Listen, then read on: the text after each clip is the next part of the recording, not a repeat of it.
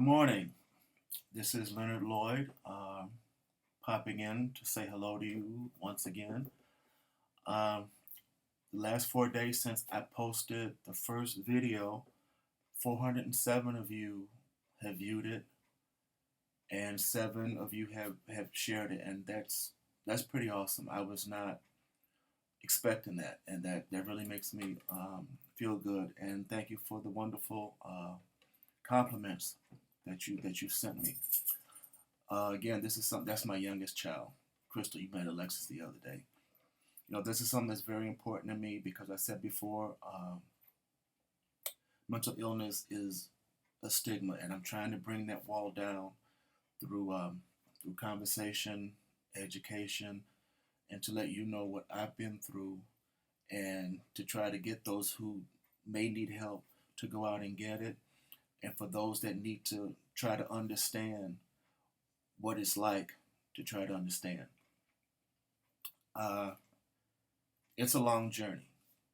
Um, it's a lifelong journey, and it's not easy. It's hard. It's hard on everybody. Um, my journey started about 15 years ago, and I come to find out that I was misdiagnosed. I was sitting at home, watching TV. A few days go by, and I'm just crying for no reason at all. I'm not upset with anybody. I'm just crying. So a couple of weeks, I went to see the doctor, and he said, "Well, you're showing signs of depression." So at the time, I didn't know that you need to see a therapist and a psychiatrist. So I went straight to the psychiatrist. So we would talk, 10, 15 minutes, and then I would get my prescription for that next month's medication, and that was it. So I saw him for about 11 years, and he closed his practice, and I had to find someone else. So this time I went to the therapist first, and we are still together, and I love this man. He is just awesome, and he has just helped me through so much, and to see so much, he has really helped me come a long way. So I talked to him. He said, "Well, it sounds like it's a combination of bipolar disorder and depression and anxiety." So I'm making an appointment to go see a psychiatrist.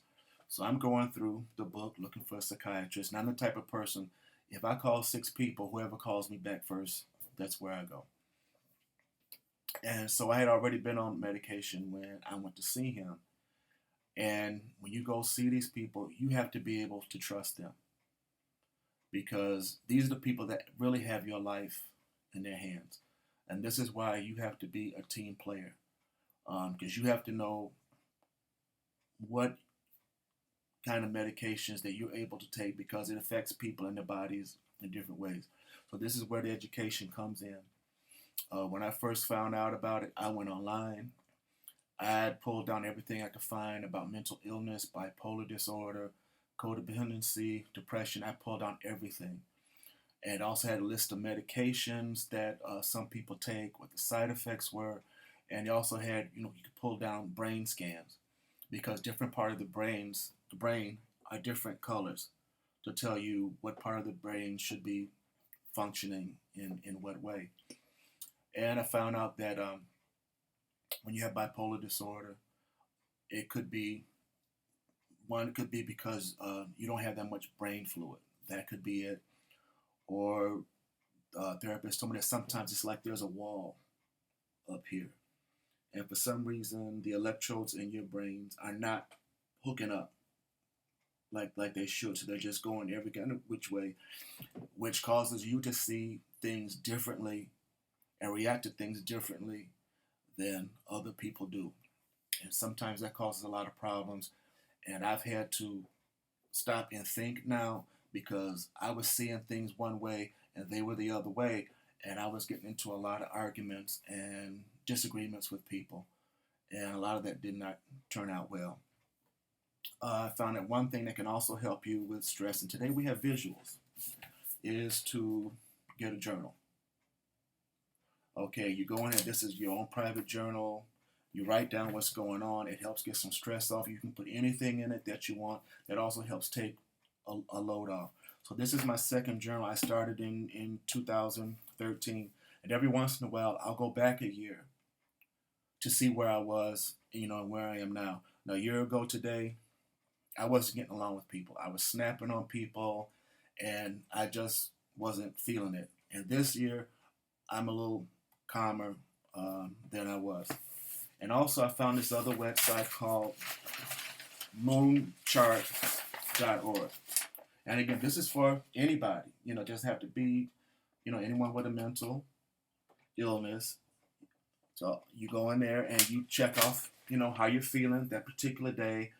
You put down your medications. If you're feeling good, you're feeling bad, you're feeling lousy. The red is, not too good. The blue is almost good, and the green means good. So I pull this down every month, and I'm putting this together for the whole year to see how everything went for me for the whole year. So you might find that useful. Again, I'm not a doctor, I'm not a psychiatrist, I'm not a therapist. Last time I think I showed that I'm just a queen trying to make it through the day, but I forgot I'm over 55, so that makes me a diva. So I'm a diva just trying to make it through the day. Now these are things that work for me. So I'm just giving you this from my perspective, just to give you an idea, you know, what's out there and how things may affect, all of us differently. So I went to see a psychiatrist, and I was already on medication, and I did not like his attitude. So he comes in, he sits down, he takes a bite out of an apple. Okay, talk. So I looked around. I said, okay, I don't have a tail, I'm not wearing a leash, and I don't have a bone on me. So he's talking, and I really didn't like his attitude. So he didn't believe I was going through bipolar disorder. So he decided to take me off my medication. And it's not a good idea to take a person off all the medication cold turkey. So what happened was, a few days later, I went to see my therapist, and on December 22nd, 2013, I had a nervous breakdown in my therapist's office from being taken off my medicine cold turkey. I'm laughing, crying, laughing, crying, laughing, crying, laughing, crying, all at the same time, and I could not control myself. So he called for the ambulance. I was going to have to go to the hospital, and I'm worried about, oh my God, my car is going to be towed. Who's going to feed Alexis? Christmas is in 3 days. I've got 25 people coming over for dinner. I've got all this food, and I'm worried about everybody else and not myself. So the fireman comes up, and he's got this stretcher, and he said, well, we're going to take you down on the stretcher. No. I said, now I love drama and attention as much as anybody else, but I am not going down 10 floors on a stretcher in a winter coat, boots, laying there having people look at me. That's, I'm crazy, but I can walk. So we went to University of Chicago Hospital, and the thing that hurt me the most was the look on my godson's face when he came and saw me in there. Now, I'm still not on medication. It took them 8 hours to find a facility to send me to out in Forest Park. All this happened about 4 o'clock. I didn't get to a facility till after midnight. And the whole time I'm freaking out because you hear about this place. Is the place clean? Is the staff nice? How was the food? Again, I'm worried about all of this. I get the place was very nice. Food, well, it's hospital food. So psychiatrist came in, I talked to him, so he got me back on medication so I could kind of get on an even keel. You learn a lot when you're there. There was a kid in there, he was 18. And all he did, he just walked around in a circle in his room all day long. And he had 24-hour, security because he kept trying to kill himself. When you go into these places, they monitor you to see how you act, and that's how they determine when you can leave. There's some people in there that will work what they call the circuit. A young lady in there, they have nowhere to go, and the longest time you can spend in the place is 30 days. So she would spend 30 days in this place, then go somewhere else and stay 30 days, and just keep going around and around, staying 30, food, medicine, because they didn't have anywhere to go.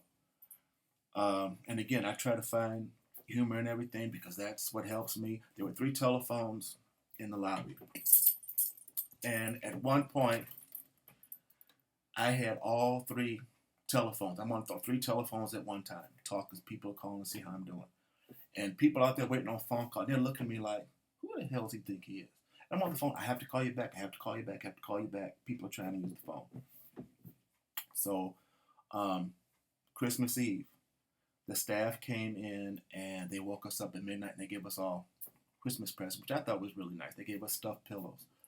And me being the superhero freak that I am, they had a Spider-Man pillow and I made sure I got it first. And then my cousin came to see me Christmas Day and I found out I was going home. That was the best Christmas present I ever had. The only thing that upset me was that by going in the hospital on the 23rd, I had to call people and tell them there was going to be no Christmas dinner. And the one call that I hated to make, Crystal, get down. The one call that I, say hi, the one call that I dreaded making was to my mother to tell her there was no Christmas dinner. Now, when you know how people are and you kind of know what to expect, sometimes things don't surprise you. Now, you would think that, you call a parent and you tell them you're in the hospital and you would think they would say, oh my God, what happened? Do you need something? Where are you? I'm coming. Hang on. The first thing out of my mother's mouth was, you're on drugs, aren't you? I said, no, I am not on drugs. I had a bad reaction to being taken off medication. Was I surprised at what she said? No. Was I upset at what she said? No. Did you expect something like that from her? Yes.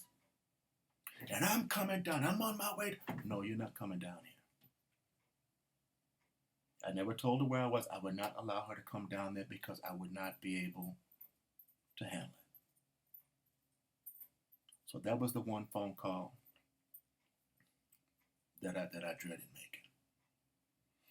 And to this day, she really does not know. And it's not about embarrassment or being ashamed. I just can't deal with the stress because didn't have a good childhood with her. And sometimes what happened in your childhood goes into the depression and the bipolar because you carry all of this stuff with you, because I have very low self-esteem.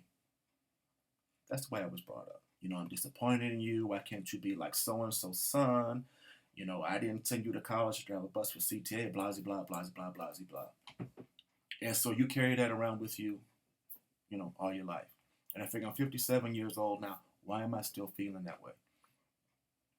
So by going through the therapy, talking to the therapist and the psychiatrist, I've had to follow RuPaul's rule. If you don't love yourself, how the hell are you going to love somebody else? And I had to learn to not only to like myself, but learn to love myself. And I'm almost there. But it's a long, you have to learn patience. You have to learn tolerance. And you have to learn trust. Because you're talking to people and telling them your most intimate things in your life. And you have to be truthful, because if you're not truthful, you're not helping yourself, you're only hurting yourself. And if you don't follow the advice that the doctors are giving you, you're wasting their time and your money. And you'd be surprised how much courage and how much strength and how much will you have in you to deal with it. Because when you feel a certain way inside is one thing, but when you say those things out loud, it's totally something else, and you will feel so much just coming up out of you. Because if you, it's like poison going through your system. And I've learned you've got to get this stuff out. You've got to deal with this, and you have to learn to look out for yourself. You have to learn that no one is more important than you are. You have to learn that. You also have to get adjusted to using the medication, which I'll go into at another time. There's just so many things that you have to learn and you have to relearn. And it's not going to happen overnight. It hasn't been easy on me. It's not easy on people that know me. And one thing that I've had to learn is because I'm not used to accepting help from people. I've always been in control. I've always tried to be the strong one. People come to me for help. And I'm not used to going to people for help. And I have learned that you have to learn to accept help so that people feel that you want them, and you have to allow people to help you so that they feel that they're needed. Like I said, it takes a lot. Um, so again, I would like you to, go online, pull down these things on computer about mental illness, bipolar, codependency, depression. Pull this stuff down and, learn about it, learn about the different medications. Um, if you think that you need some help, go online, to try to find a therapist and a psychiatrist. Talk to your primary care physician because they usually know people. Talk to them, get a feeling for them. Uh, if you're not comfortable with them, keep finding somebody else until you are, because you have to have that trust in order for you to try to deal with what's going on. So as always, I thank you for letting me talk to you. I thank you for sharing. I thank you for viewing. And let's just keep the conversation going.